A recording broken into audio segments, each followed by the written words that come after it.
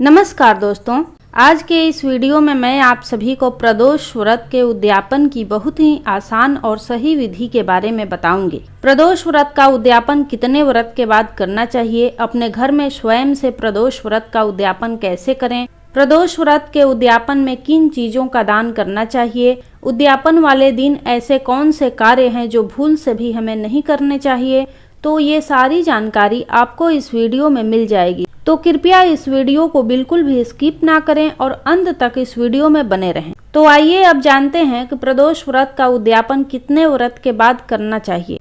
प्रदोष व्रत का उद्यापन 11 व्रत या 26 व्रत के बाद करना चाहिए। 11 प्रदोष व्रत करने के बाद उद्यापन आपको 12वें प्रदोष पर करना चाहिए और 26 प्रदोष व्रत करने के बाद उद्यापन आपको 27वें प्रदोष पर करना चाहिए। जब भी आप किसी व्रत का उद्यापन करते हैं तो उद्यापन से एक दिन पहले आपको कुछ बातों का ध्यान रखना चाहिए, तभी आपके व्रत का, आपके उद्यापन का पूर्ण फल आपको प्राप्त होता है।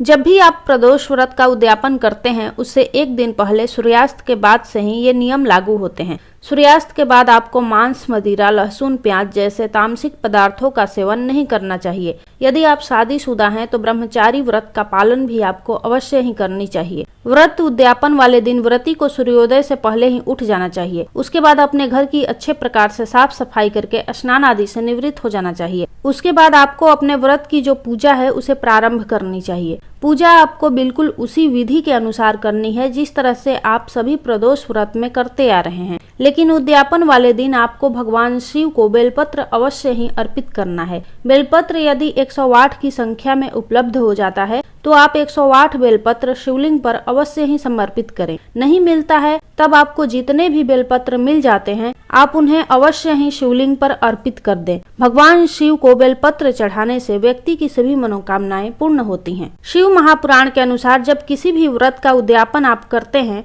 तो आपको उस दिन क्रोध और आलस्य नहीं करना चाहिए, साथ ही किसी की निंदा अथवा चुगली भी नहीं करनी चाहिए। उद्यापन वाले दिन आपको हवन अवश्य ही करना है और हवन में खीर की आहुति अवश्य ही देनी चाहिए। प्रदोष व्रत के उद्यापन में खीर का बहुत ही ज्यादा महत्व होता है, साथ ही थोड़ी सी खीर हमें हवन में जरूर डालनी चाहिए। कहते हैं कि देवताओं को जो हवन के माध्यम से भोग लगाया जाता है वो तुरंत उन्हें स्वीकार होता है। यदि आप अग्नि में 108 बार शिव मंत्रों के साथ आहुति देते हैं, आपकी मनोकामना और आपका उद्यापन अवश्य ही फलीभूत होता है। व्रत का जब भी आप उद्यापन करते हैं तो सफेद वस्तुओं का दान जितना आपसे बनता है उतना दान आप अवश्य करें। दान उतना ही बताया गया है जितनी आपकी शक्ति है, जितना आपका सामर्थ्य है, यथाशक्ति तथा भक्ति। उद्यापन वाले दिन दान में आपको सफेद चीजें ही देनी है, जैसे कि आटा, चावल, दूध, मिश्री, चीनी, बताशे, कपूर, दही, घी, सफेद वस्त्र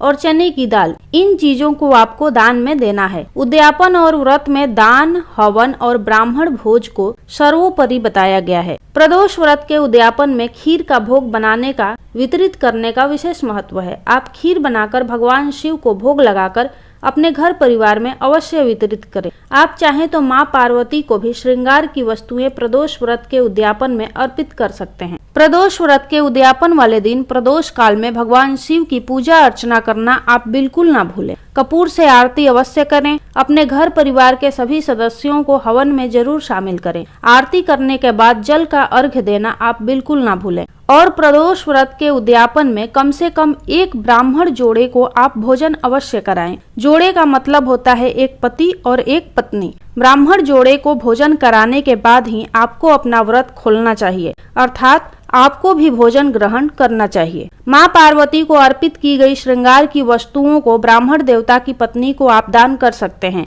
यदि ब्राह्मण भोज कराने की आपकी सामर्थ्य नहीं है तो कम से कम एक ब्राह्मण जितना सूखी सामग्री जैसे आटा, चावल, दाल, आलू इत्यादि ब्राह्मण देवता के घर भिजवा सकते हैं। दान सामग्री के साथ ही आपको अपनी सामर्थ्य के अनुसार दक्षिणा भी अवश्य देनी चाहिए। दक्षिणा के बिना दिया हुआ कोई भी दान अधूरा ही माना जाता है, तो दक्षिणा आप अवश्य ही दें। उम्मीद है आपको यह जानकारी पसंद आई होगी। यदि आपको यह वीडियो पसंद आई हो तो इसे लाइक करें, वीडियो को ज्यादा से ज्यादा शेयर करें और चैनल को सब्सक्राइब जरूर करें।